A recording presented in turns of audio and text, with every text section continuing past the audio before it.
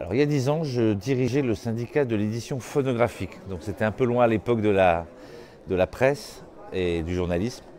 Euh,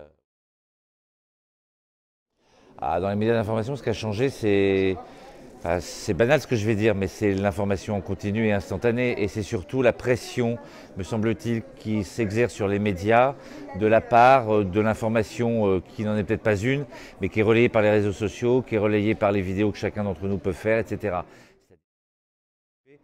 Que ce qui me semblait évident, c'est que les journalistes allaient devenir beaucoup plus multimédia, c'est-à-dire être à la fois capable de faire de la vidéo, de faire de l'écrit, du son, donc d'être vraiment multimédia. D'ailleurs, quand on voit les générations de journalistes, on voit bien qu'un journaliste de 50 ans et un journaliste de 25 ans ne travaillent pas de la même façon. Et alors, derrière ça, à mon avis, il va y avoir une diversification des revenus, et c'est ce sur quoi j'insistais. Et donc ça, c'est, je pense, quelque chose auquel il va falloir que les journalistes se fassent. Donc il y aura toujours un statut du journaliste sur la protection de ses sources, de son indépendance, ça c'est fondamental. Sur le plan de ses revenus et des droits, les choses vont évoluer, et le journaliste sera un peu un couteau suisse, en fait, voilà.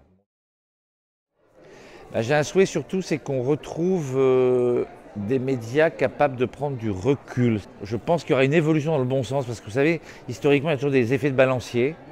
J'ai envie de dire, les êtres humains corrigent les défauts de la génération précédente. Là, on est trop dans l'information instantanée. Alors pour vous, les futurs journalistes, c'est de faire attention en effet au niveau de rémunération, de bien vous dire que vous êtes aussi auteur et ne soyez pas uniquement dans l'idée que vos droits doivent être cédés une fois pour toutes.